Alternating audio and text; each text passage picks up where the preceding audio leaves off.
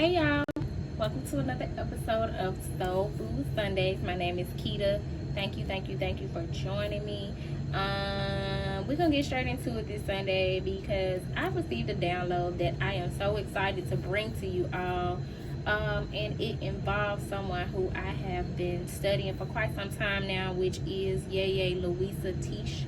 And she, if you are not familiar with her, is a griot. She is a high priestess. She is a elder in the spiritual community who has been sharing her experiences, her rituals, and her knowledge and wisdom of African spirituality forever. And so, like I said, I've been studying her for quite some time, and I bought this book by her, Jambalaya, The Natural Woman's Book of Personal Charms and Practical Rituals.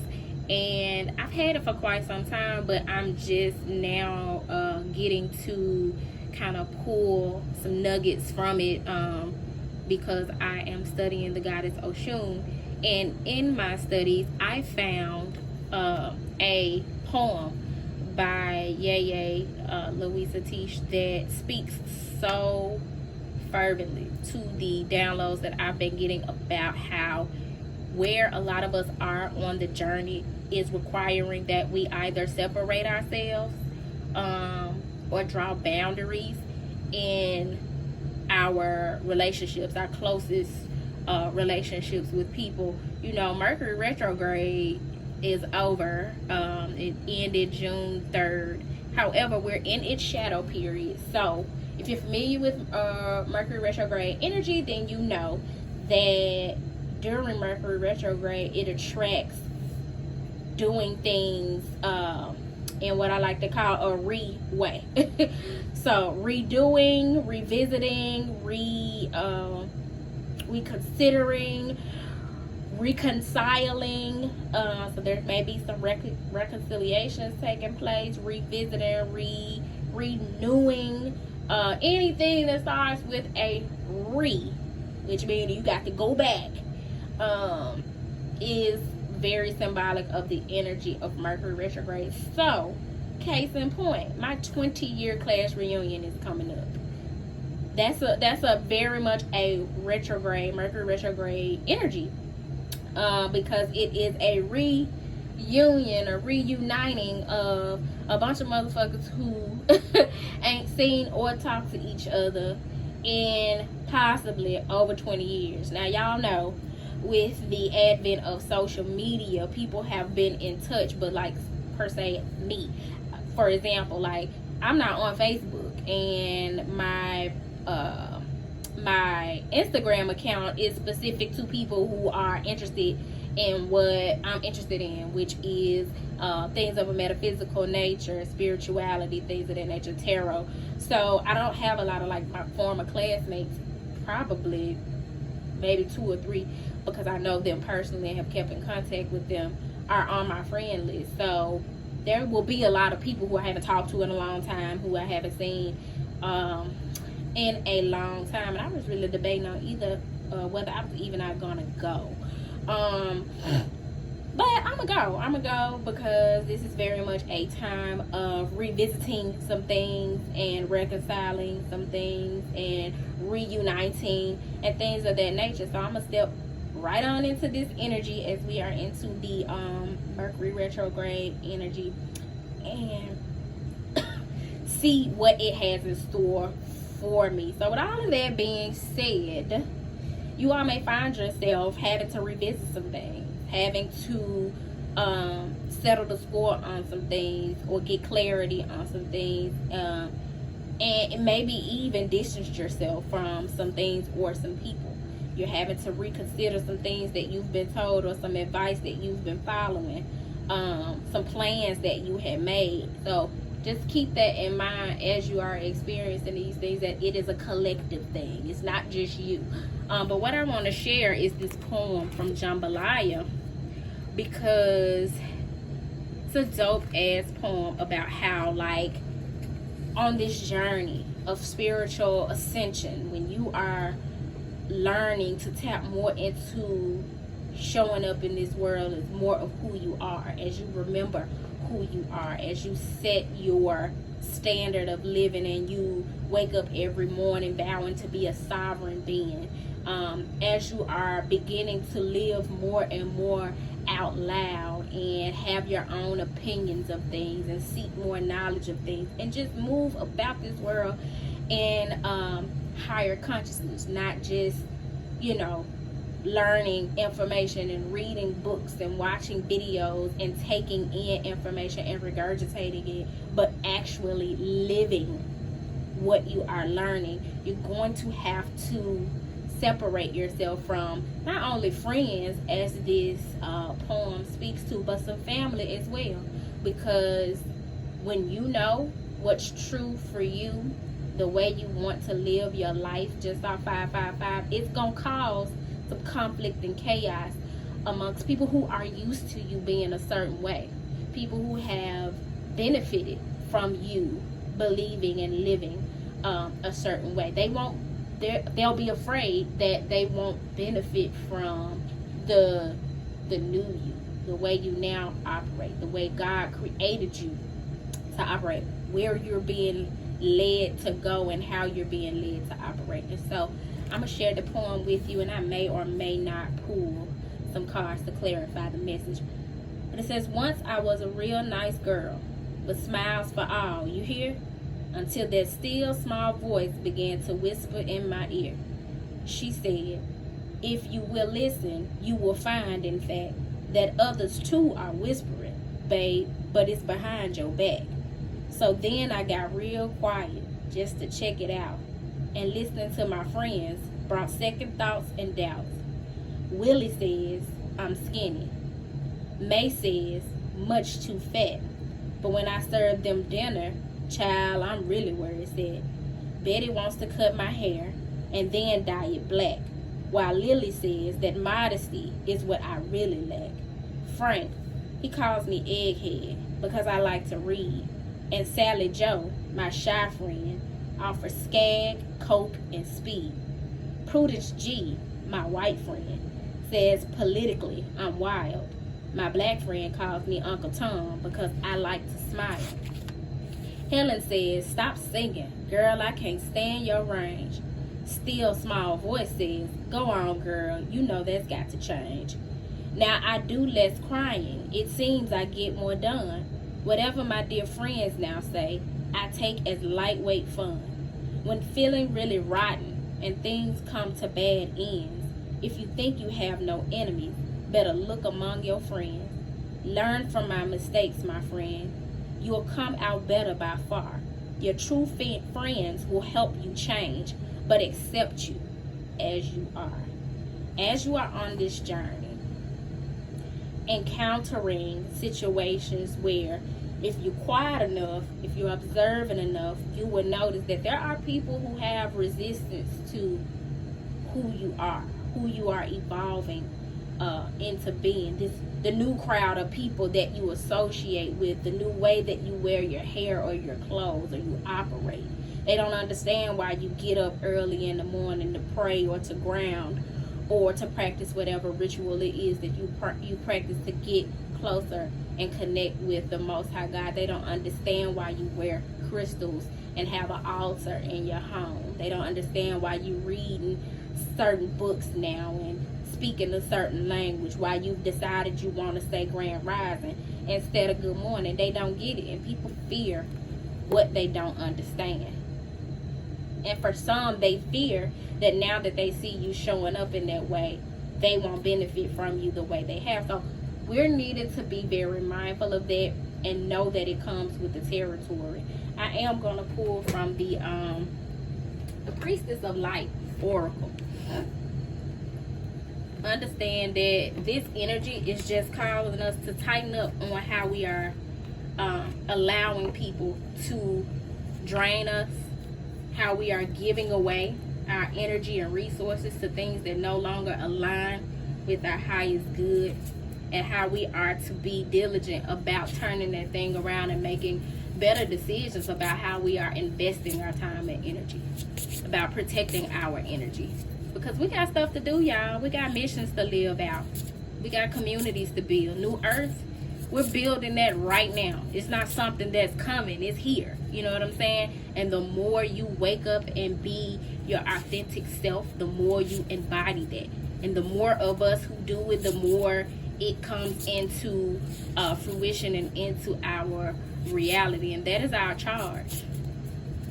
So who you gonna choose? You gonna choose them people and what they say and what they do and their opinion of how you maneuver, or are you gonna allow the Most High to lead and guide you through higher consciousness, through Christ consciousness? So let's see what the Priestess of Light has to say about this energy, spirit. What message do you have for the collective at this time, spirit?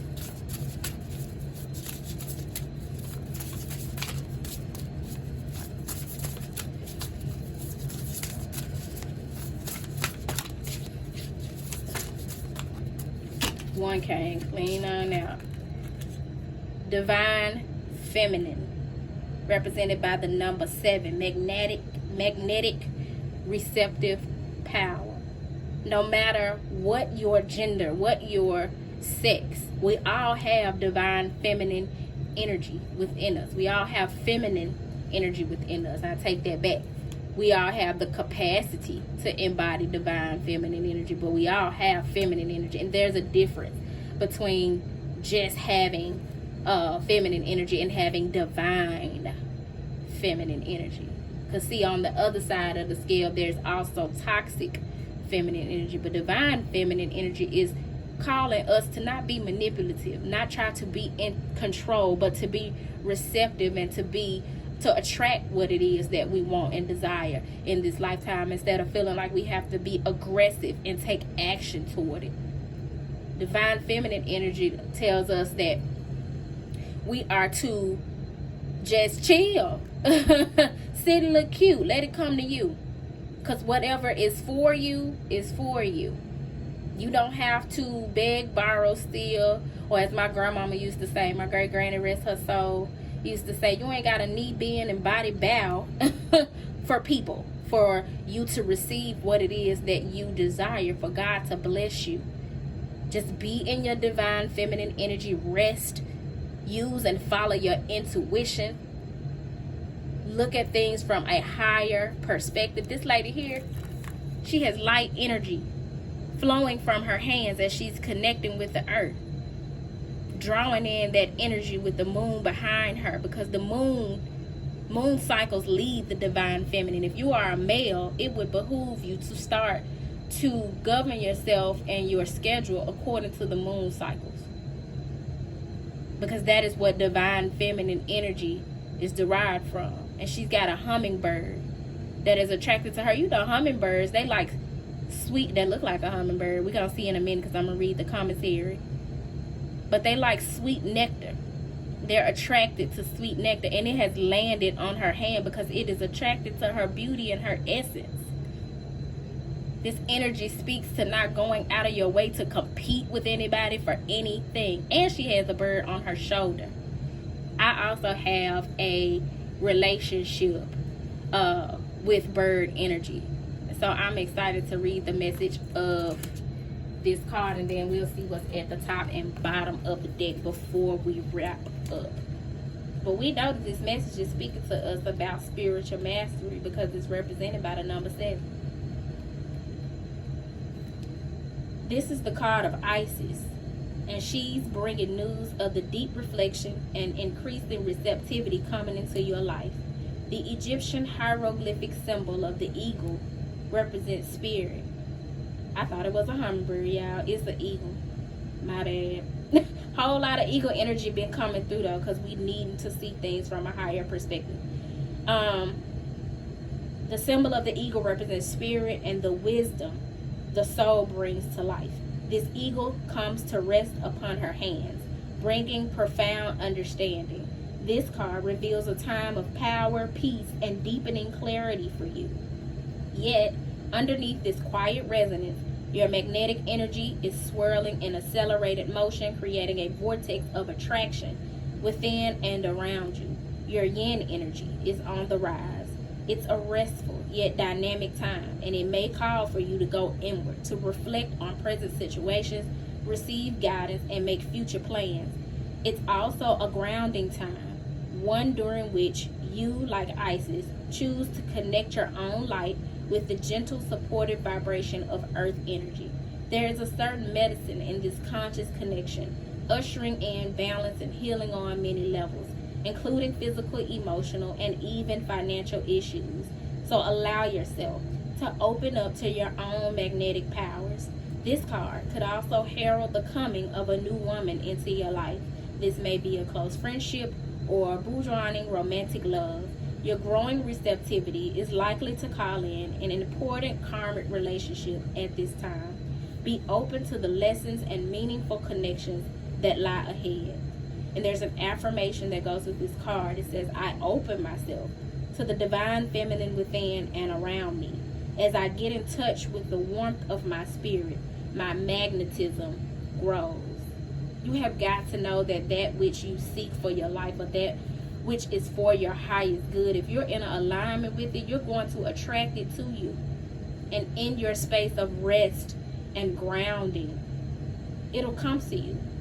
You ain't got to be a part of the crowd.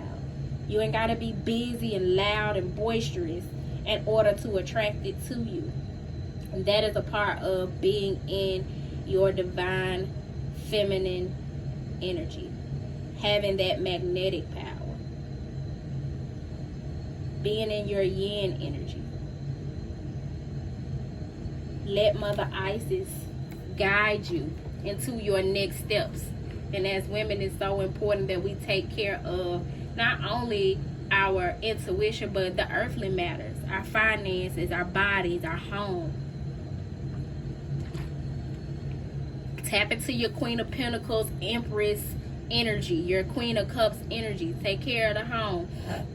Beautify yourself and your environment.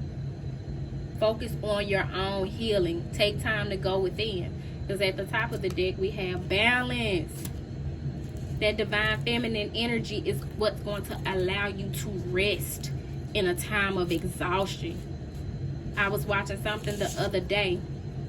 I think it was Lee. I forgot his last name. If I find it, I'm going to put it in the description box. But it was, I think it was this guy, Lee. I can't think of his last name for nothing, y'all. But he was talking about having compassion exhaustion, and I think with everything that has been going on and the heightened sensitivity of being an empath, a lot of us are exhausted from just having compassion and holding space for people. We're tired. It doesn't mean that you don't want to, but that's a lot of weight to carry, and so we're needing to take time to fall back from everything and everybody and reestablish balance, represented here by the number 40. And just the other day I was meditating and saw the number 4 in flashing lights. That was the vision that I had, because it's time to reestablish stability, to examine where there may be some faulty foundations, some cracks in the foundation, and to repair them, to heal and to stand firm. For many of us, this may be speaking to us being too far off in our masculine energy, exhibiting toxic masculine energy, and we're needing to reel it in. You're doing too much. You focused on the wrong things. So it's important that we maintain that balance. If you don't know what area you're needing to maintain or regain balance in your life, feel free to hit me up for a reading. We can definitely tap into that and get some clarity so that you have more direction about how to move forward. Because at the bottom of the deck, there are deep emotions involved, unknown feelings, past life influences, represented by the number 15, which breaks down to a 6. As we move into this 6-6 portal that's coming up, those are the type of things that we're going to need to address. Deep emotions that come up from our waters, that are only going to come up if we allow ourselves to be in our divine feminine energy and allow them to come up to be healed. Again, that Queen of Cups energy. Journal, y'all. Ground. Work with your crystals. Take your cleansing baths with some Epsom salt and some essential oils. Burn your sage. Cleanse your energy. Spend time out in nature. pray, meditate, take care of your spiritual hygiene, and make sure that you take some time out on June 6th to manifest. That's going to be a very intense portal for us to manifest. And underneath, I can't make this up, underneath deep emotions, what was the name of that poem I read in the opening? Friendship, support, fun, unity, play. Because when you tap into those deep emotions, you create room for more of this. You begin to recognize what it is that you want in a friend or a support system or a community. You begin to see how you have been a good friend or how you could stand to be a better friend. Friendship. What about your friends? Will they stand their ground? Will they let you down? TLC tried to tell us. Friends are a blessing. Community is a blessing. It's a blessing to tap into this energy and be able to share it with kindred spirits. But we've got to understand that some of the people, including family, don't fit into that supportive category or that role. But like friends, they are meant for us to learn a valuable lesson, especially as it relates to codependency and boundaries, and move on. So with that being said, y'all, I hope that this message found you well, and if it didn't find you well, I hope that it leaves you well. If you're interested in a personal reading, feel free to hit me up. You can book on my website. Check me out on Instagram and Twitter. I'm thinking about getting a TikTok, y'all. Everybody been suggesting it, and I actually think it's a good idea. I just don't know about managing another social media platform. I feel like I already got like enough on my plate, but we'll see. So y'all stay tuned. Peace.